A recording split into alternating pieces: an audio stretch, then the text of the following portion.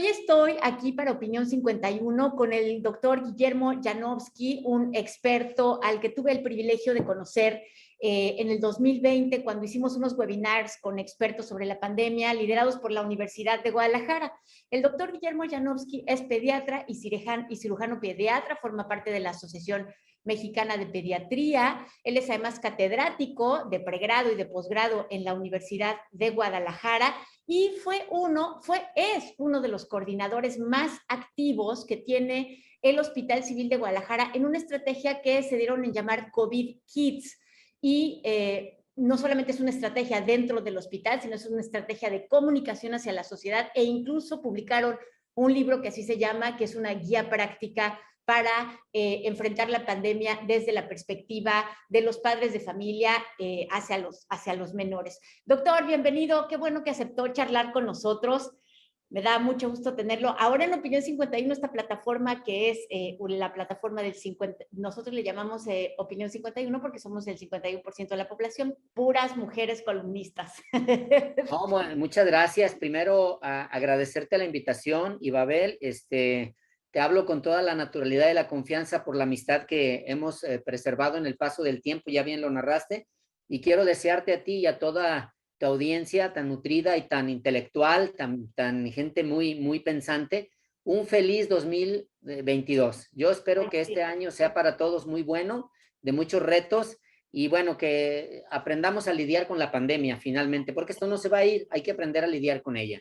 Que sea un buen año porque tengamos claridad, y para tener claridad necesitamos información, y con eso empiezo, querido Guillermo. ¿Qué es lo que hemos aprendido en este año de COVID? Pero fíjate, específicamente en materia de COVID y niños. Ese es el tema hoy. O sea, ¿qué es lo que hemos aprendido del COVID en los niños? ¿Qué les hace? ¿Qué no les hace?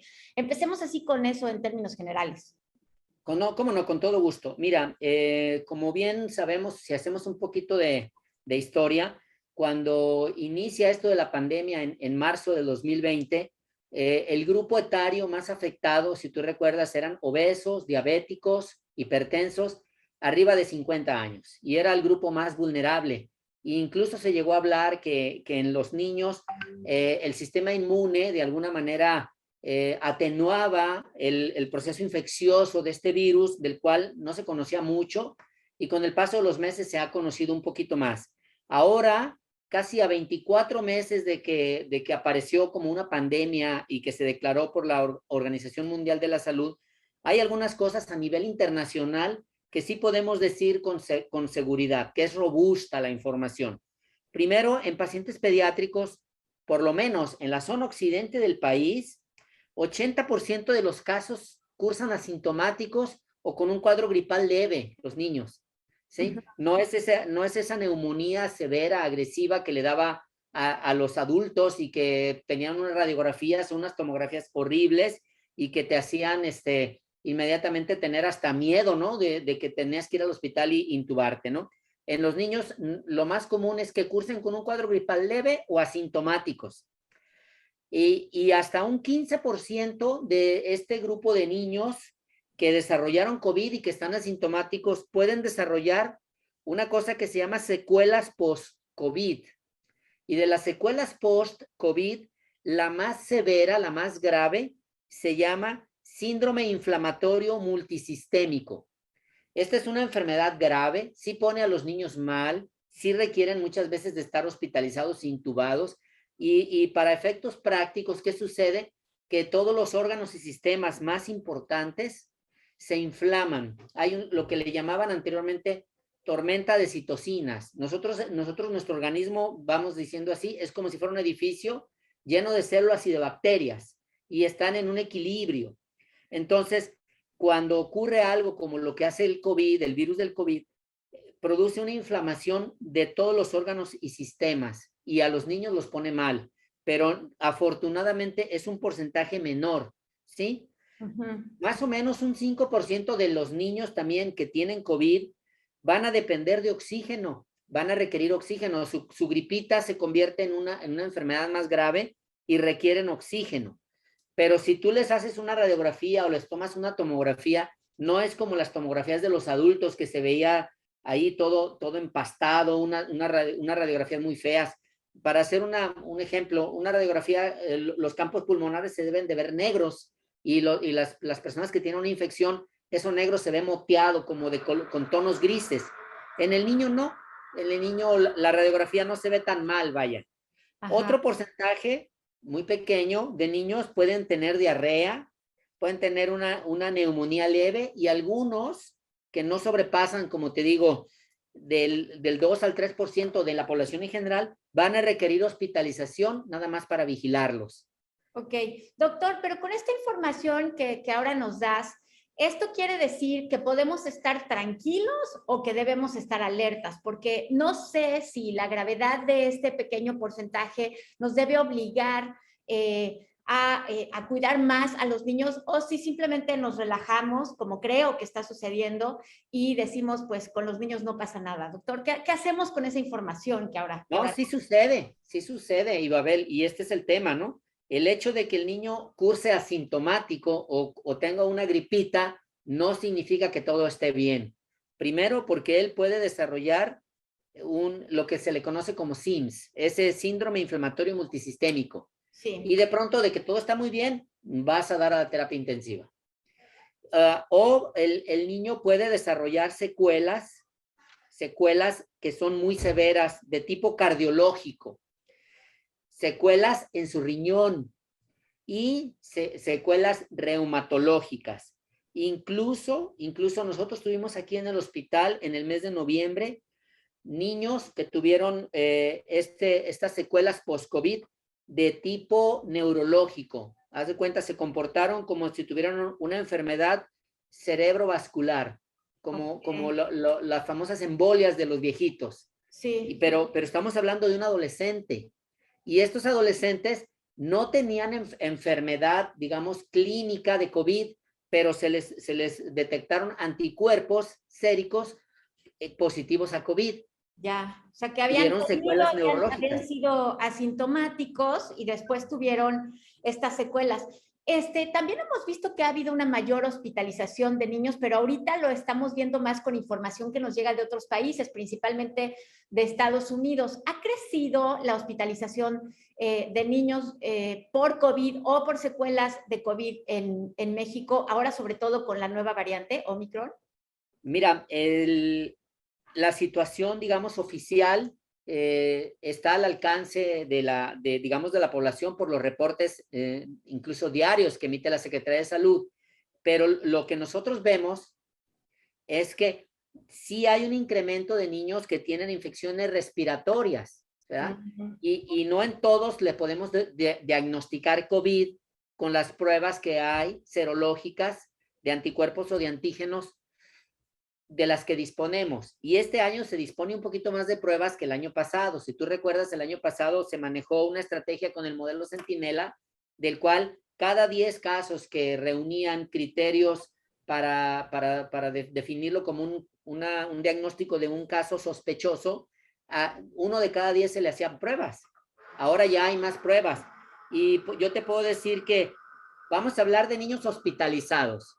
Acuérdate que dijimos que en promedio el 80% no se hospitalizan. Ajá. Como tú sabes, yo trabajo en el Hospital Civil Fray Antonio Alcalde, es un hospital, digamos, de concentración regional. Nosotros en el área de infectología, en el 2021, se hospitalizaron 150 niños en el año positivos de COVID. Oh, Entonces, okay. échale un número, probablemente... Ese es el 20% solamente. Ajá. Probablemente podríamos hablar que fueron evaluados hasta 4,000 niños por infección o por problema respiratorio y que se tenían sospecha de COVID en ellos y que no se documentó. Okay. O que sí fueron positivos y que se fueron manejados en su casa, porque como te digo, son asintomáticos. Pero 150 casos hospitalizados no son poquitos. Claro. No, para nada. O sea, uno ya es para asustarnos. Doctor, pero también leí que publicaron un artículo en la revista de la Asociación Mexicana de Pediatría sobre los fármacos que se utilizan para tratar el COVID. Cuando un niño llega al hospital y forma parte de este porcentaje y tiene que ser tratado por COVID, o sea, antes de las secuelas, no puede ser tratado con los mismos fármacos, ¿verdad? Claro, mira, en la mayoría de los niños que tienen problema respiratorio y que se les diagnosticó COVID, como te decía anteriormente, van a requerir probablemente oxígeno y hidratación. Los pediatras somos un poquito más conservadores que los médicos en el área de adultos por las comorbilidades del niño. O sea, estarás de acuerdo que nuestra carrocería, la tuya y la mía, tiene más kilometraje que la de un niño de 4 años o de 5, ¿no? Entonces, ellos están más jóvenes, tienen un sistema inmune que pudiéramos decir responde de mejor manera, no son diabéticos, muchos de ellos, no están hipertensos, no tienen obesidad, etcétera. Entonces, todos esos factores conducen a que tú como médico debes de individualizar cada caso, pero en lo general te vas un poquito más despacio. Si hay un síndrome inflamatorio multisistémico, si utilizas los fármacos muy parecido al área de adultos, pero en una terapia intensiva. Es decir, si el niño requiere, por ejemplo, por un déficit cardíaco, requiere un soporte cardiológico, bueno, se le dan los medicamentos de uso hospitalario de la terapia intensiva. Si el niño tiene un problema en sus riñones, se le da tratamiento para el problema del riñón, Claro. pero en una terapia intensiva por un problema agudo que es atribuido al síndrome inflamatorio. En lo general, por ejemplo, si a ti y a mí nos diera COVID, nos van a dar dexametasona, nos van a poner un antibiótico, nos van a poner muy probablemente heparina o alguna sustancia parecida para tratar de controlar la enfermedad en nuestro cuerpo. En los niños no empezamos así, empiezas más, no, por ejemplo, es poco común que se usen antibióticos de primera intención, a menos que hubiera una infección agregada. Entonces, y hay más conocimiento ahora de la respuesta que tiene el sujeto a la infección por COVID que la que había hace un año. Claro, claro. Ahora ya pueden saber cuáles sí funcionan y cuáles no. Hay algunas que ya han sido descartadas. Doctor, ¿estás preocupado? ¿Estás preocupado por la situación? Mira, sí, Babel, yo creo que sí, como sociedad debemos de estar preocupados. Hay que reconocer que las autoridades federales y estatales en todo el país han hecho el mejor esfuerzo posible para pues, que tengamos acceso a la vacunación, para que tengamos lo mejor surtido en base a nuestra circunstancia, medicamentos para atender a estos niños más y a los adultos, más sin embargo no es suficiente, no es Bueno, a los suficiente. niños no se les está vacunando y el subsecretario Claro. Hugo López-Gatell ha dicho que ahorita no es necesario comprar vacunas para ellos. ¿Qué opina de eso? ¿Qué opinas de eso? Híjoles, yo me iría a lo que dice la OMS, ¿sí? La OMS ha reconocido que la vacunación en niños dependerá de las condiciones económicas y sociopolíticas de cada uno de los países, ¿sí? Yo, como te decía, creo que en nuestro caso el gobierno ha negociado compras de biológico, pero ahorita estamos como muy enfocados en las terceras dosis, ¿no?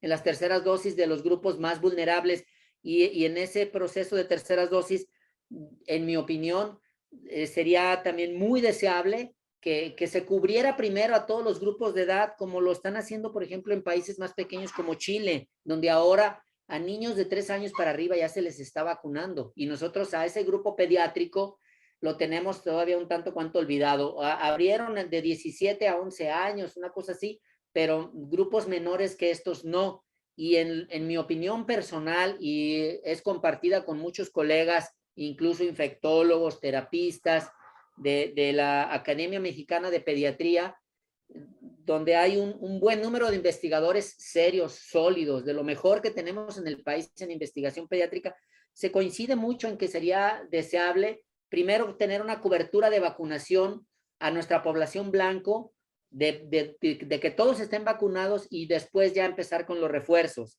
Entonces, ahí esa es mi opinión muy personal y vaya, lo que hace el gobierno, como te repito, es el mejor esfuerzo que están buscando con los elementos que tienen para que afrontemos esta situación. Los niños Retomando ya tu pregunta, regresaron. Ajá, y los niños ya... Preocupación, sí. Sí. Y Babel, preocupados, claro que sí, porque va a haber un incremento de niños, se espera que haya más niños hospitalizados. Claro, y ahora, sobre todo ahora que regresan a clases, ¿qué recomendaciones le das a los profesores y a los padres de familia y a los adultos ahora que regresamos a este año escolar? Fíjate bien, Ibabel, quisiera cerrar este tema de las vacunas antes de entrar a las recomendaciones con una frase contundente de nuestro maestro de todos ahí, de un vacunólogo por cepa recientemente fallecido, el doctor Jesús Kumate, ¿sí? Ujú. Ellos hablaron y decían desde aquellos tiempos que todas las enfermedades transmisibles, ¿sí?, se han logrado controlar vacunando a los niños. Incluso por ahí, si tú te encuentras, si recuerdas, casi siempre se hacen entrevistas a los presidentes de la República cuando terminan su sexenio, ¿no? Les hacen una entrevista como para ver el balance de cómo vieron su sexenio. Hay una entrevista muy interesante por ahí, hecha en 1970, por ahí en octubre de 1970, y el presidente en turno le preguntaron quién era el personaje que él hubiera sentido más importante que conoció durante su sexenio. Y él habló del doctor Sabin, que es el que desarrolló la vacuna para la polio, porque en ese tiempo muchos niños mexicanos sufrían de polio y de la polio paralítica que incapacitaba a niños, y la vacunación de la polio fue extremadamente exitosa. Yo creo que no debe de ser diferente ahora. Yo creo que se debe de vacunar, así como se reconoció en aquellos tiempos y se controlaron enfermedades, y México fue un modelo a seguir en Latinoamérica con el programa ampliado de inmunizaciones. Deberíamos de continuar por ese camino. Y bueno, recomendaciones. Nada más Para ahorita que para estamos... concluir lo que acabas de decir, o sea, para detener la propagación de un virus necesitamos vacunar a los niños. No se trata solamente de proteger a los niños, se trata de proteger a todos vacunando a los niños. Así es, Okay. efectivamente, correcto. Ahora, respecto al tema de las medidas de prevención, bueno, son las mismas que se han hablado desde que empezó esto. Lavado de manos, con agua y jabón, lavado de manos. Si no tienes agua y jabón a la mano, ok, trae tu frasquito de gel. Yo aquí, mira, yo aquí vengo, ando con mi bata y aquí traigo mi gel, mi alcohol, ¿verdad? Tu cubrebocas. Estamos enmascarados ahora tú y yo, Ibabel, porque seguimos las recomendaciones sanitarias, ¿verdad? Traer Claro. tu cubrebocas, la sana distancia, y bueno, preferentemente, si no es necesario, no acudir a espacios concurridos, así como ahora nuestro Atlas que ganó el fútbol y el Estadio Jalisco a reventar, y ahorita en las vacaciones que Puerto Vallarta, Cuernavaca, Acapulco, Cancún, todo lleno, pues ¿qué crees que va a pasar? No, vamos Por a lo tener... menos, mira, un pequeño ejemplito. La semana pasada, aquí en Jalisco, aquí en el hospital, ingresaron 4 niños menores de 6 años positivos de COVID, y el vector fue su abuelito. Ajá. Los están Entonces, contagiando los adultos. los adultos en casa están contagiando a los niños y no están vacunados, niños menores de 6 años. Entonces, sigamos con las medidas. Las medidas ya estamos hasta acostumbrados, hasta ya tenemos hasta el color del cubrebocas que nos acomoda mejor, ¿no?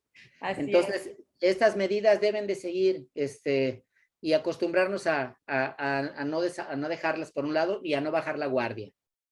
Pues con eso me quedo, doctor. Muchas gracias por haber aceptado charlar conmigo para Opinión 51.